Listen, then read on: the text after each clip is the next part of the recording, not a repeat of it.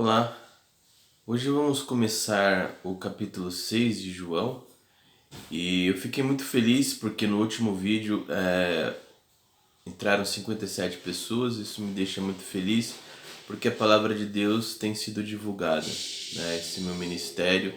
Então eu quero que realmente possa se espalhar a palavra de Deus para os quatro cantos do mundo e esse é o meu objetivo, tá?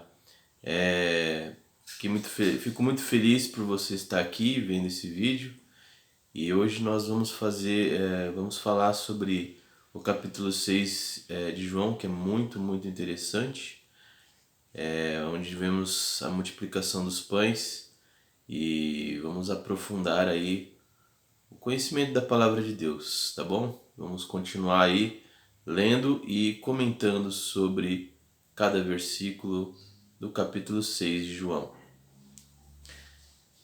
Depois disso, Jesus atravessou o lago da Galileia, que também é chamado de Tiberíades. Então, parêntese, esse lago de Tiberíades, ele é um lago que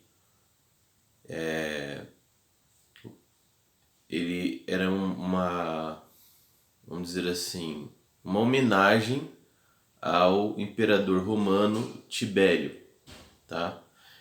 E esse rio, esse mar, na verdade esse lago, ele também tem um nome em hebraico, tá? Onde ele tem um formato de harpa, tá? Então ele lembra um pouco o instrumento de harpa, tá? Uma grande multidão o seguia. Seguia quem? Jesus. Só relembrando, no capítulo 5, Jesus se revela como Deus. E essa revelação como Deus, principalmente para os líderes religiosos da época, eles queriam matar Jesus, tá? E Jesus foi para essa terra distante da Galileia. A gente não está escrito, mas a gente pode inferir e que Jesus foi para Galileia justamente para que esses homens não impedissem que ele continuasse fazendo o ministério dele. Só para vocês terem uma ideia, de Jerusalém para esse ponto onde Jesus estava, demorava, em quilômetros, dá 140 quilômetros de distância, tá? E hoje se leva 2 horas de carro para chegar até lá, tá? Então é um caminho muito longo, muito extenso, onde Jesus foi para lá. E nesse local ele fez muitos milagres, muitos sinais, e muitas pessoas ficaram sabendo do ministério de Jesus, o que ele fazia, e foram procurar Jesus justamente por causa disso. Então vamos lá. Uma grande multidão seguia porque eles tinham visto os milagres de Jesus que tinha feito, curados doentes.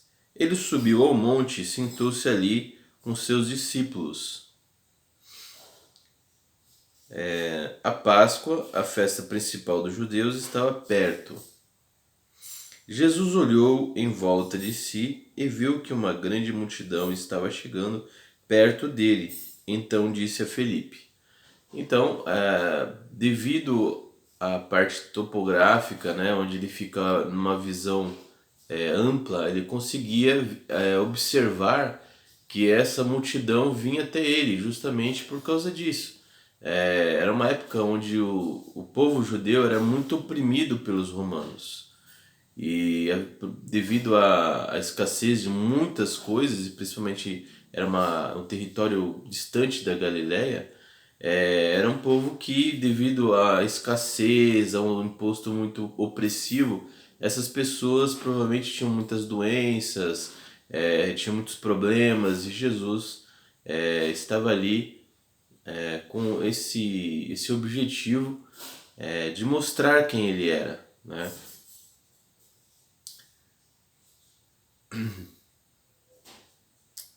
Bom, Jesus olhou em volta de si e viu que uma grande multidão estava chegando perto dele, então disse ao Felipe. Bom, quem é Felipe? Felipe é um dos É um dos primeiros discípulos que Jesus chamou para o seu ministério, tá? Então a gente percebe que Felipe era um homem muito prático, um homem muito lógico. E então a gente vai ver isso no texto. Então falou-se assim, Jesus fala, né? Onde vamos comprar comida para toda essa gente? Então Jesus estava preocupado, não como eles iam comprar, mas aonde, né? Ele não estava preocupado com a parte financeira, mas sim qual o local. Ele sabia muito bem o que ia fazer, mas disse isso para ver qual seria a resposta de Felipe. Então, Felipe respondeu assim: para cada pessoa poder receber um pouco de pão, nós precisamos gastar mais de 200 moedas de prata. Então, para cada pessoa ali, é uma estimativa de que mais ou menos, isso falava que eram 5.000 homens, mas havia crianças e mulheres. Então chegava, os estudiosos acreditam que era perto de 15.000, 20.000 pessoas ali. Então, o que Felipe falou? Que precisaria de 200 moedas de prata. Então aqui seria denários, né? Então um denário seria um dia de trabalho. Então precisaria de 200 denários, ou seja, a pessoa teria que trabalhar 200 dias para cada pessoa que estivesse ali receber um pouquinho de comida, tá? Ou seja, ele estava falando para Jesus de uma forma, vamos dizer assim, ele estava contabilizando, ele estava calculando o que poderia ser feito. Então, é tipo assim, é meio que impossível nós conseguirmos esse dinheiro agora, né? Então, você pode perceber que é algo, ele é uma pessoa bem racional, lógica e prática, respondendo para Jesus essa questão de recursos. Jesus pergunta onde, ele responde em termos de valores. Então ele não estava nem preocupado aonde conseguir o recurso, mas sim de ter o recurso para comprar, né? Ou seja, a primícia era uma primícia anterior a onde comprar, né? Então um dos discípulos, André, irmão de Simão Pedro, disse: está aqui um menino que tem 5 pães de cevada e 2 peixinhos. Mas o que é isso para tanta gente? Bom, tanto tanto Felipe, tá? Quanto esse outro discípulo, deixa eu ver aqui.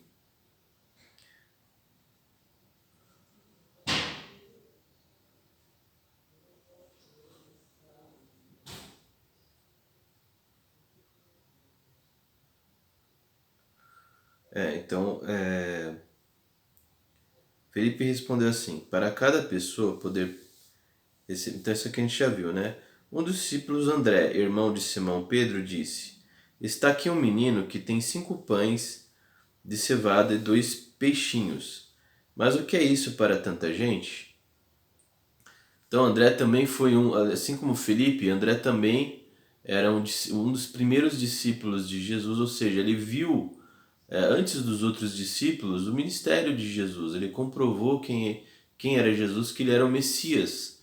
André, ele tinha uma outra característica. Ele era uma pessoa que apresentou Simão Pedro para Jesus. Então ele era uma pessoa onde ele era muito conectado com as pessoas. Ele apresentava as pessoas assim como ele apresentou o menino. Então ele era uma pessoa muito, vamos dizer assim, proativa.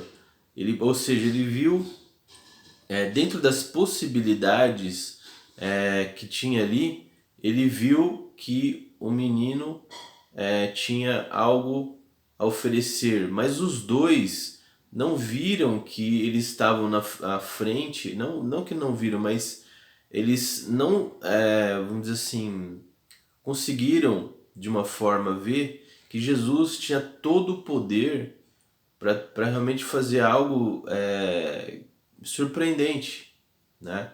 Então eles ficaram limitados à quantidade de dinheiro, à quantidade de peixes e de pães, né?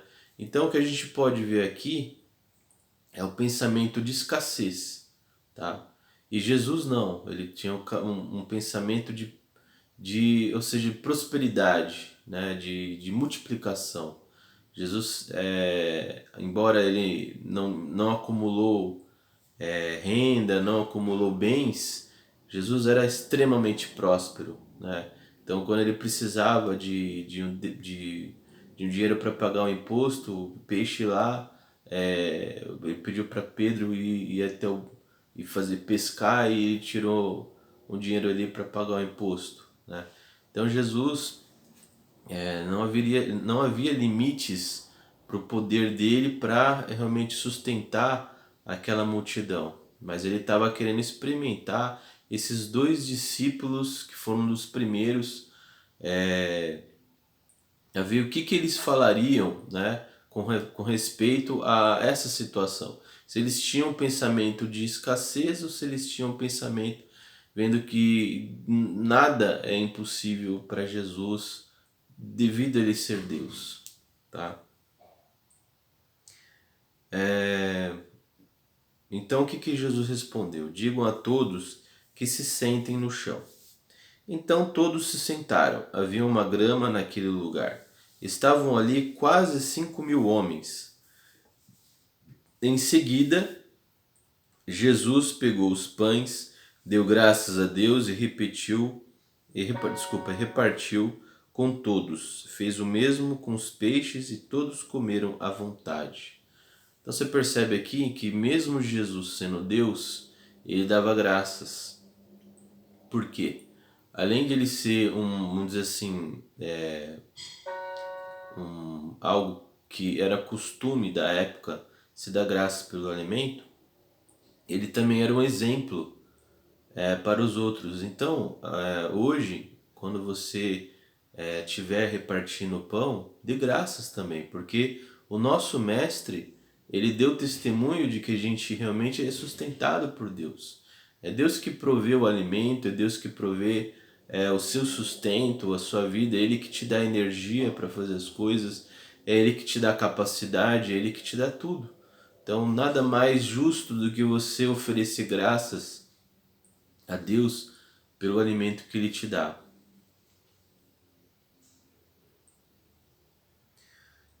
Então você percebe que Jesus, através de repartir o pão e os peixes, isso foi tão abundante que até sobrou. Dizem estudiosos, isso não está escrito, mas que aquilo que sobrou Jesus repartiu com uma cidade vizinha necessitada, né? Bom, eu não acredito vamos dizer assim, nessa hipótese. Eu acredito que Jesus tenha repartido esses pães de outra forma, né? Mas não dá pra gente afirmar que ele pegou esses pães e doou para essa cidade próxima, porque a gente não tem nenhum fato comprovado com relação a isso. Quando já estavam satisfeitos, ele disse aos discípulos: recolham os pedaços que sobraram, a fim de que não se perca nada.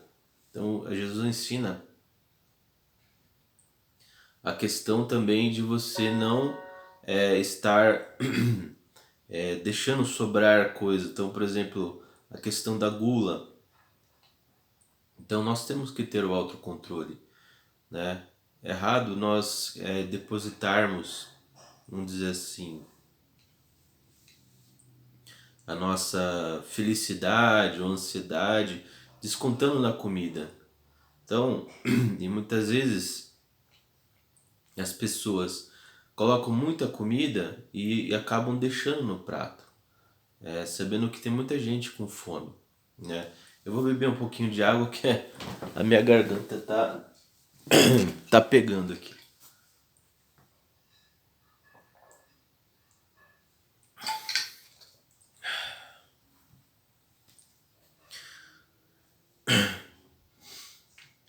Eles ajuntaram os pedaços e encheram 12 cestos com o que sobrou dos 5 pães. Então você percebe que o milagre foi muito grande. Então imagina a quantidade de pessoas que estão ali. Estudiosos falam que quando essas pessoas foram comer, eles dividiram as pessoas em grupos de 50. Então eles não foram distribuindo o cesto para cada pessoa. Então, em grupos de 50 havia um líder, que esse líder distribuía o alimento para essas pessoas, tá? E não foi daquele potinho do menino que foi distribuído para toda aquelas pessoas. Eram distribuídos em cestos, esses cestos eram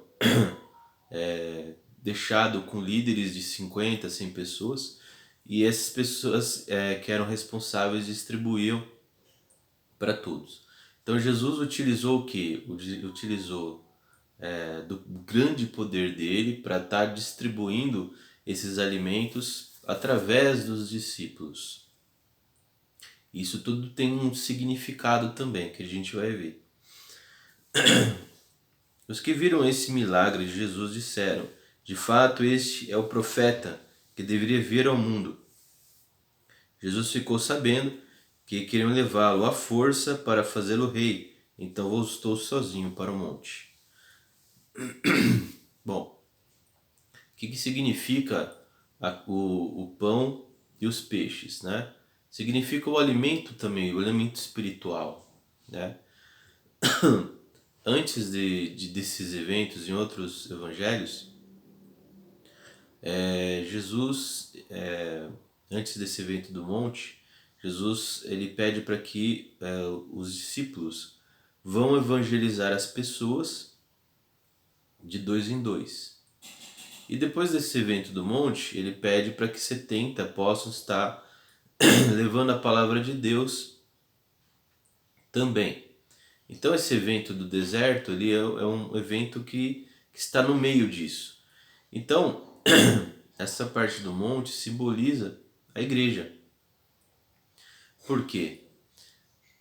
Jesus, que é o pão da vida, ele é distribuído através dos discípulos para as pessoas. Ali simbolizava que cada grupo ali, por exemplo, de cada grupo de 50 pessoas, simbolizava uma igreja onde o alimento espiritual chegava até essas pessoas através dos apóstolos.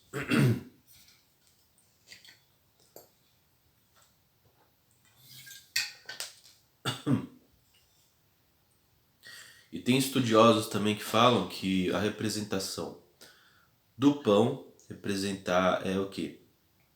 Que seria Jesus, seria ele ser o pão da vida, a palavra de Deus também. Então eles divergem nisso. E o peixe representava também como se fosse o mar está ligado a pessoas, então tem essa conotação também. Mas eu gosto mais do sentido de que tanto o peixe quanto o pão representam o alimento espiritual. Então, esse alimento espiritual, ele sacia a sede espiritual das pessoas daquela época. Então nós vamos parar por aqui e espero que essa palavra possa realmente transformar a sua vida.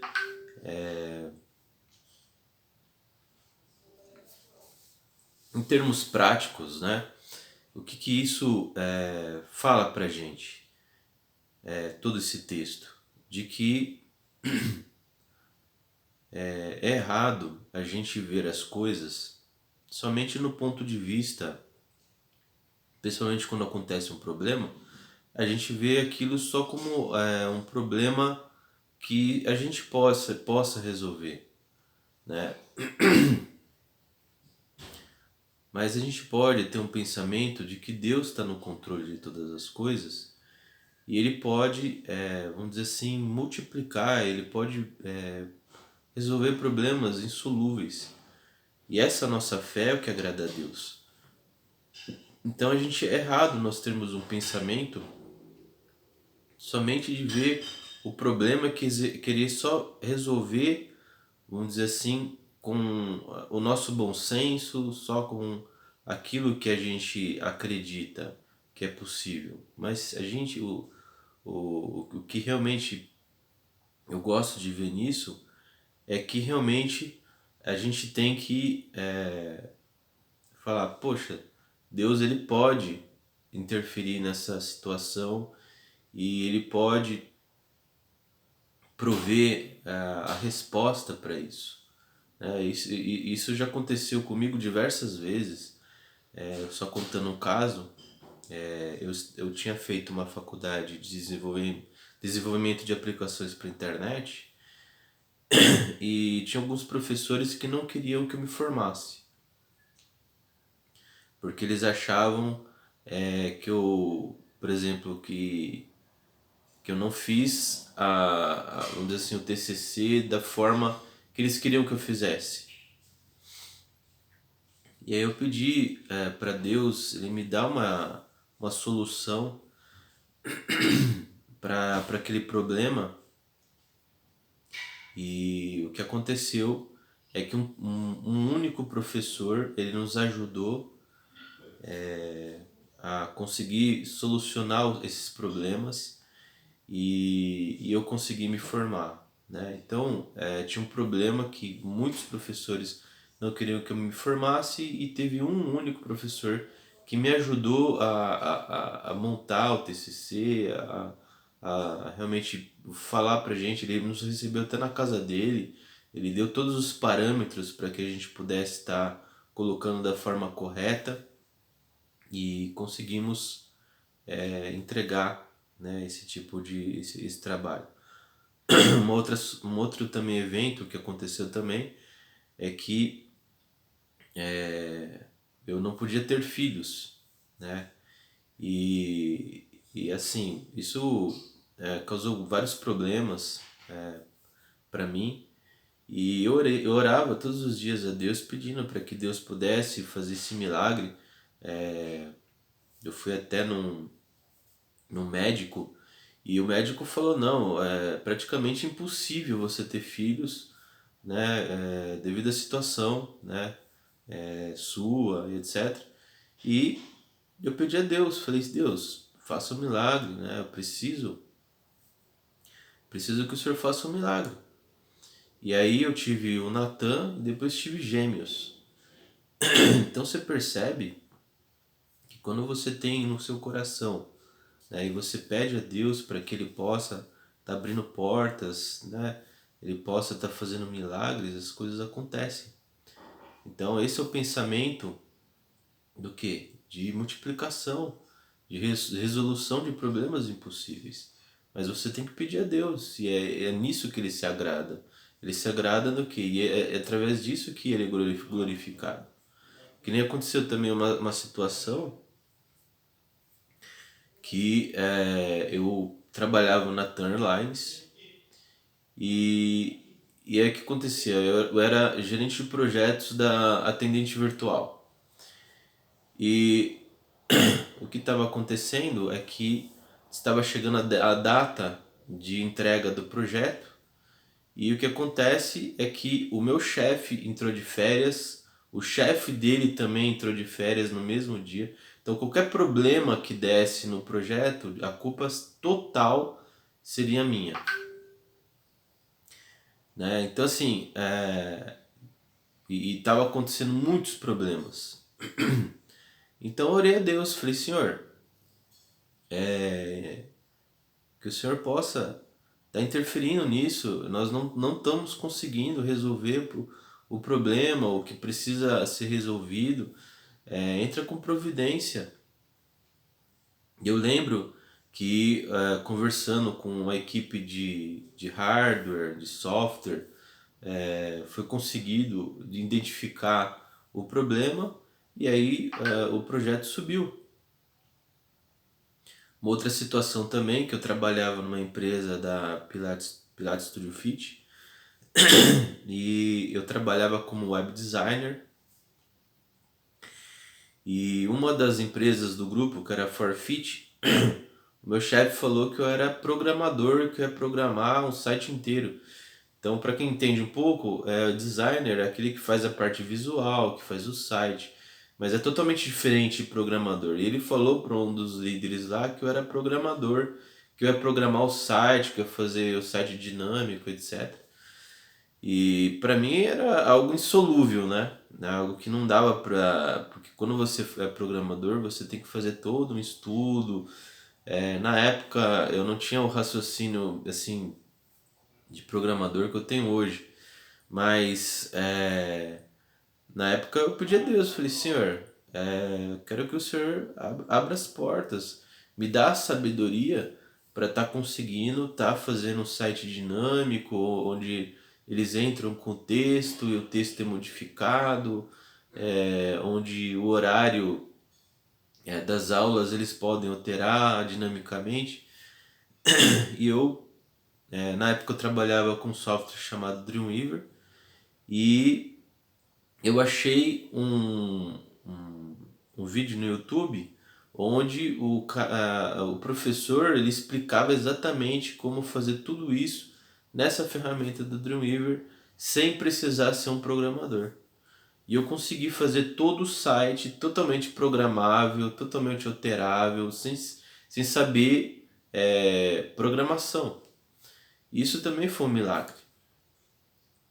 Isso é um pensamento de colocar os problemas nas mãos de Deus. Se eu fosse pensar, poxa, mas eu não tenho essa capacidade, eu não consigo, eu ia virar para o meu chefe e falar, ó, eu não tenho essa capacidade, eu não tenho como fazer isso. Mas o que eu fiz? Eu entreguei isso nas mãos de Deus. Eu realmente coloquei esse problema nas mãos de Deus e eu tive fé de que Deus iria fazer. Mas eu também tive que fazer a ação de ir atrás, de correr.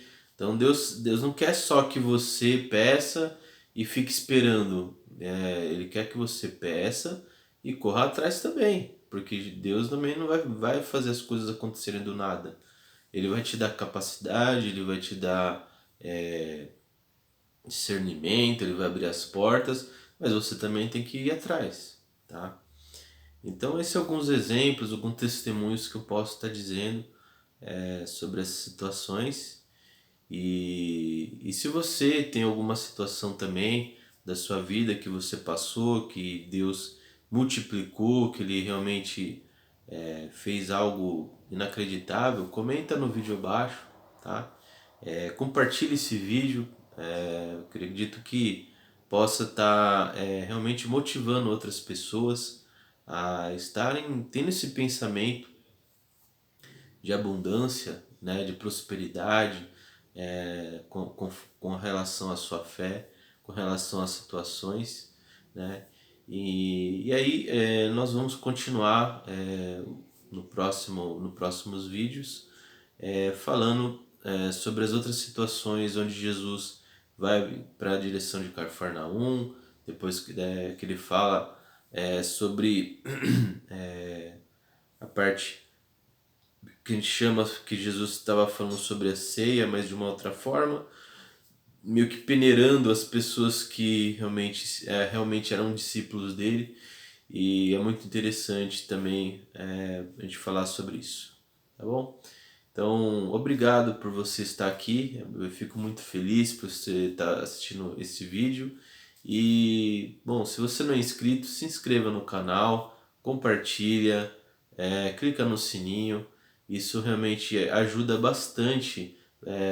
Você dando o seu like, isso ajuda bastante a ele ser divulgado em sites, na verdade em vídeos relacionados, né? E assim o YouTube entrega cada vez mais e mais pessoas podem se beneficiar dessas palavras também espirituais que realmente podem solucionar muitos dos problemas delas, tá bom? Então eu agradeço e uma boa noite para vocês e até o próximo vídeo. Tchau, tchau.